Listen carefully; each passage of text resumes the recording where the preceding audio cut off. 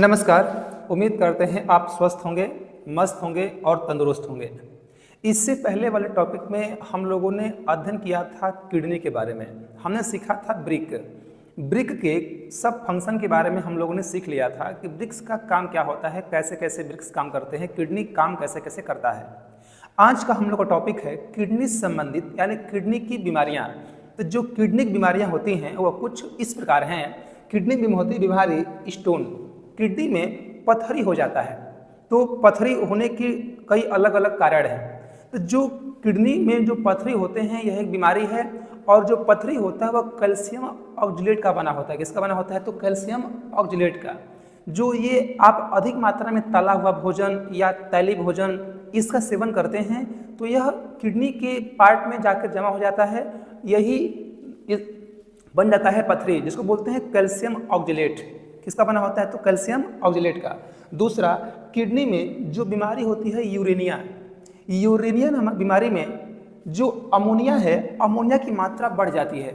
जो बीमारी है यूरेनिया किडनी में, ये अमोनिया की मात्रा को बढ़ाने का काम करता है, अमोनिया की मात्रा बढ़ जाएगी।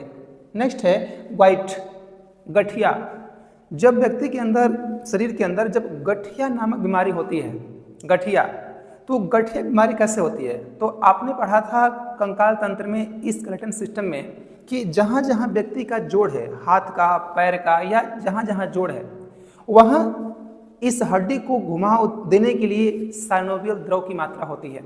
और जब साइनोवियल द्रव की मात्रा कम होती है तो वहाँ यूरिक एसिड बढ़ जाता है। लिखा भी है कि यूरिक एसिड बढ़ जाता है। जब यूरिक एसिड जब बढ़ता है तो साइनोवियल द्रव की मात्रा कम हो जाएगी। और वही जब व्यक्ति अपने हाथ को ऐसे मोड़ेगा, पैर को मोड़ेगा, तो उसमें दर्द महसूस होगा। किसमें? तो गठिया नामक बीमारी में क्या होता है? तो यूरिक एसिड की मात्रा बढ़ जाती है। नेक्स्ट है किडनी। देखिए, जो किडनी है, किडनी हर व्यक्ति के शरीर में 2 किडनी होती है। अगर किसी का एक किडनी अगर खराब भी हो जाता है तो एक किडनी के माध्यम से व्यक्ति अपना जीवन यापन कर सकता है। जैसे 2 किडनी काम करती थी, एक पर भी उसे किसी प्रकार की कोई दिक्कत नहीं आएगी, वह सब काम कर सकता है एक किडनी पर भी। लेकिन कभी कभी देखने को मिलता है कि व्यक्ति की दोनों किडनियाँ खराब हो गई। दोनों किडनी, जब दोनों किडनी खराब हो जाएगी तो जाहिर सी बात है वह अपना जीवन यापन नहीं कर पाएगा, उसका मृत्यु होना निश्चित है। तो उस समय क्या होता है कि लोग ट्रांसप्लांट करते हैं किडनी का। तो जो दूसरा व्यक्ति होता है उसको साइड में, और जो दूसरा व्यक्ति यानी जिसको किडनी लगाना है और जो ट्रांसफर है, दोनों को साथ में करना पड़ेगा ऑपरेशन।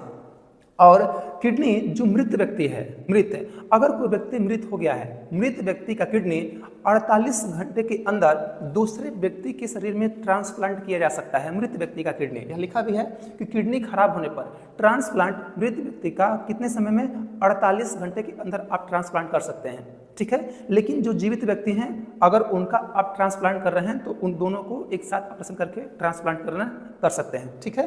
तो ये रहा किडनी की कुछ मुख्य बीमारियां। आइए देखिए, अगर हम पाचन की बात करें तो पाचन में सबसे ज़्यादा कठिन होता है पचाना प्रोटीन को। तो प्रोटीन को पचाने के लिए बहुत सारी चीज़ें हम लोगों ने पढ़ा था डाइजेशन में। यहाँ पर कुछ हम और चीज़ सीखें कि कुछ मुख्य उत्सर्जी पदार्थ कौन कौन से हैं। कुछ मुख्य उत्सर्जी पदार्थ यहाँ लिखा है। जैसे हम बात कर लें पादप पेड़, उत्सर्जी मतलब बाहर निकालना। तो जो पादप हैं, पेड़ पौधे हैं, पेड़ पौधों को जब कोई व्यक्ति देखते हैं कुल्हाड़ी से ऐसे अगर थोड़ा बहुत काट देंगे तो कुछ समय बाद देखने को मिलता है कि उस पेड़ को इसका निकलता है लाशा या गोद निकलता है, तो उसी को बोलते हैं पादपों का उत्सर्जन पदार्थ या उत्सर्जी पदार्थ बोलते हैं, ठीक है। तो पेड़ पौधे करते हैं उत्सर्जन, किसका? तो लाशा यानी गोद का करते हैं। इसके बाद नेक्स्ट बीमारी एक और होता है, देखिए यूरियोटेलिक किसे कहेंगे? तो वे जीव जंतु जो यूरिया का करते हैं उत्सर्जन, उसे कहते हैं यूरिकोटेलिक बोलेंगे। क्या बोलेंगे? यूरिकोटेलिक। जैसे लिखा गया है स्तनधारी में मानव भी आएंगे और पशु भी आएंगे,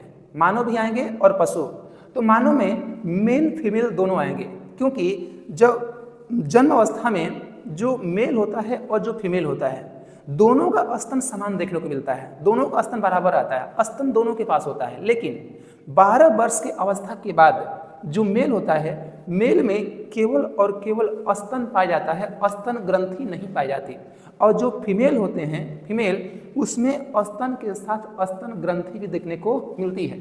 इसीलिए फीमेल का 12 बरस के बाद उनका जो स्तन है उसमें उभार देखने को मिलता है, और मेल में केवल और केवल स्तन होता है, स्तन ग्रंथि नहीं होती, इसलिए उसका स्तन ज्यों का त्यों बना रहता है।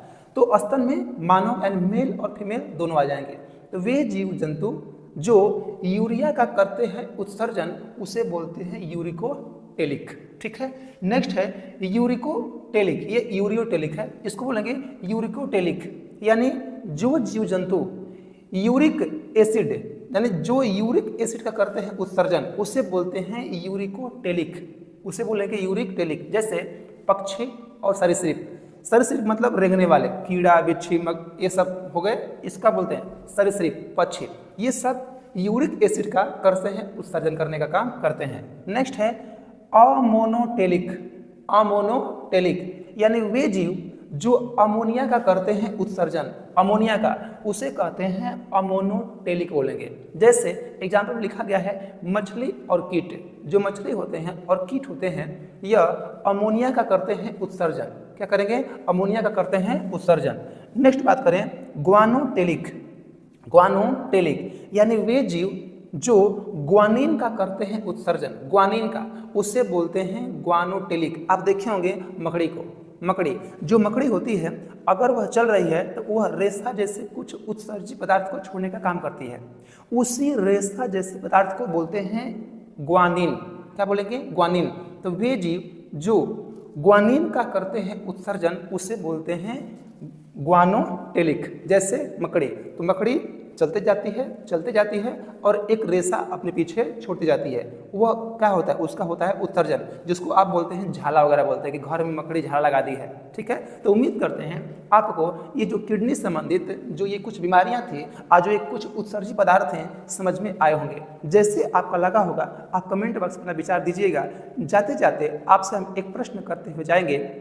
आप बताइएगा कि जो किडनी है, किडनी में सबसे अधिक यूरिक एसिड कहाँ देखने को मिलता है? सबसे अधिक यूरिक एसिड किडनी के जो बाहरी परत हैं उसे क्या बोलते हैं? आप इन प्रश्नों का आप उत्तर कमेंट बॉक्स में देने का प्रयास शुरू कीजिएगा।